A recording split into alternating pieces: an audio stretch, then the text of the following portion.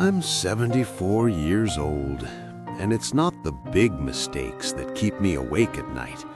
It's the small ones, the ones nobody warns you about. A phone call I didn't make, a trip we kept postponing, a moment I should have stopped but didn't. If you think you still have time, I used to think that too. My name is Harold Mercer. I'm 74 years old, and I've been sitting in this chair for about 20 minutes now, trying to figure out how to start. I don't really know how to do this, talk to a camera.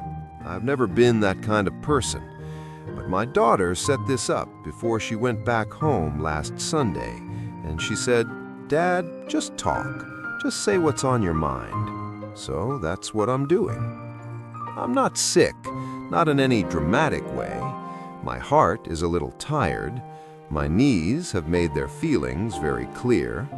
And there's something the doctor said last month that I've been carrying around like a stone in my coat pocket.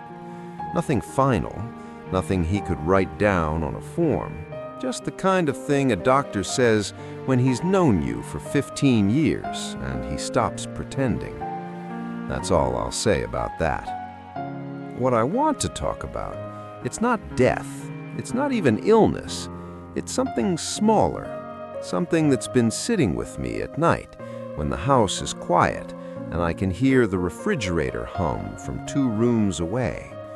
It's the small things, the ones nobody warns you about. I grew up in a house where men didn't talk about feelings. My father worked, he came home, he ate dinner, he watched the news. That was the shape of a man, as far as I understood it. You provided, you stayed, you didn't complain. I believed that for a very long time, longer than I should have. I worked for 31 years at the same company, Regional Logistics, nothing glamorous. I drove 40 minutes each way, 5 days a week, sometimes 6. I told myself that was love, that the overtime was love, that the new roof in 1998 was love, and the college fund was love, and keeping the car running was love. And maybe it was, but I think now I confused love with proof of love, and those two things are not the same. My son, Daniel, called me on a Tuesday evening about 4 years ago. He doesn't call often. He lives in Portland now, has a good job, a nice apartment, a woman he's been with for 6 years, who I've met maybe 3 times.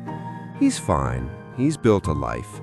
But that Tuesday he called and I could hear something underneath his voice.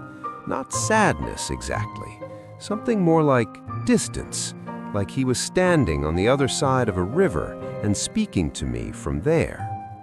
We talked for 11 minutes. I know because I saw it on my phone afterward. He asked how I was feeling. I said fine. I asked about work. He said busy. We said we'd talk again soon. And when I hung up, I sat there and I thought, I don't actually know my son. Not really. I know facts about him. I know his birthday and his shoe size and the name of his first girlfriend, but I don't know what keeps him up at night. I don't know if he's afraid of. I don't know if he's happy, genuinely happy, or just functional. And the terrible part is, I don't think he knows those things about me either. We became strangers very slowly, so slowly I didn't notice it happening. I keep thinking about a Saturday when he was maybe 9 years old. He came into the garage where I was working on the car, and he just stood there, watching me. He did that sometimes, just wanted to be near, didn't need anything, just wanted to be in the same space. I said, "Hand me that wrench, buddy." He did, and then I kept working. That was the whole afternoon. I didn't ask him what he was thinking about. I didn't put the wrench down and sit on the garage floor with him and just be there. I had a car to fix. The car's long gone, traded it in 2003. but I still think about that afternoon. My wife's name was Patricia. Everyone called her Pat. She hated it. She'd never say so, that wasn't her way. But when someone called her Pat, there was this almost invisible pause before she responded, a half second of something. I called her Pat for 41 years. I knew she hated it. I think I always knew. But it became a habit, and habits don't feel like choices after a while. They just feel like the shape of things. She passed in 2019, March, a Tuesday actually. Cold outside, the kind of cold that has no drama in it, just a flat gray tiredness. I've had 5 years now to sit with her absence, and what I've found is that I don't miss the big moments as much as I miss the small ones that I wasted. There was a night, we must have been in our early 50s, when she came and sat next to me on the couch, and she had this look on her face, soft, a little open, like she was waiting for something. I was watching a game. She sat there for maybe 15 minutes, and then she got up and went to bed. I don't know what she needed that night. I never asked. I've turned that moment over so many times, it's worn smooth, like a stone you carry in your pocket long enough. I'm not saying I was a bad husband. I don't think I was. I was present. I was faithful. I worked hard. I showed up. But showing up in the body is different from showing up in the mind. And I showed up in the body. There's a thing that happens, I think, to men of my generation especially. You spend so long being strong, so long being the one who doesn't need anything, that eventually you forget how to need anything. And then, one day, you're sitting in a quiet house and you realize you're lonely. Not in a dramatic way, not crying at 3 a.m. lonely, just a quiet, structural loneliness. Like a building where someone removed one load-bearing wall and everything still stands, but the whole thing is slightly wrong. I postponed things. That's what I keep coming back to. Not big things, small things. Patricia wanted to go to Portugal. She had a picture she'd cut from a magazine and kept in the drawer of her nightstand. Cobblestones, yellow buildings, a harbor. We said we'd go when I retired, then when the kids were through college, then when the knees were better. She died having never gone, and I've thought about that picture so many times. It wasn't the money, we could have managed it. It was just later. Everything was always later. I don't know what I was saving myself for. My health. I should say something about that. I ignored it the way a man ignores a strange sound in his car, hoping it'll go away on its own, hoping it doesn't mean what you suspect it means. For years, I ate badly and slept badly and worked too much and exercised too little. And when the doctor said things I didn't want to hear, I nodded and then didn't change anything. Not out of stupidity, out of postponement.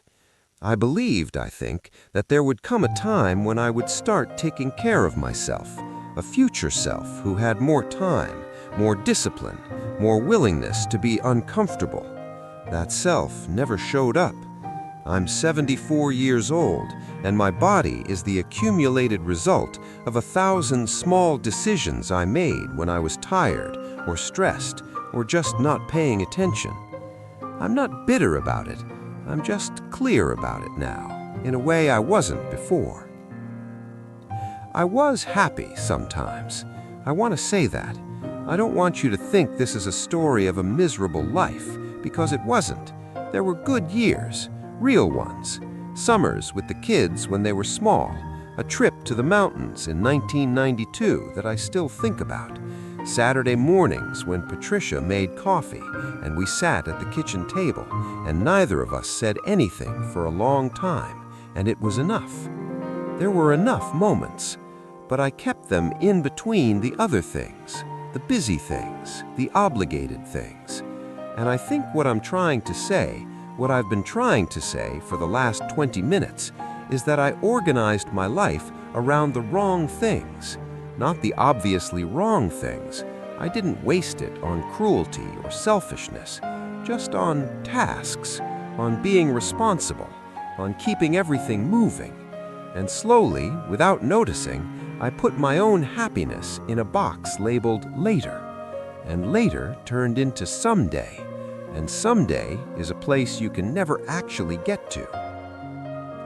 I called Daniel last week, not because something happened, just called. He was surprised. I could hear it in his voice, that small hesitation before he answered, like he was checking if something was wrong. Nothing was wrong. I just wanted to hear his voice. We talked for almost an hour. He told me about a hike he'd done recently. I told him about his grandfather, my father, in a way I'd never talked about him before. I told him things I'd never said out loud. And at the end, he was quiet for a second. And then he said, "Dad, we should do this more." I said, "Yeah." And then I said, "I'm sorry we didn't sooner." He didn't say it was fine. He didn't brush it off. He just said, "Me too." That was enough. That 1 hour was enough. But I kept thinking,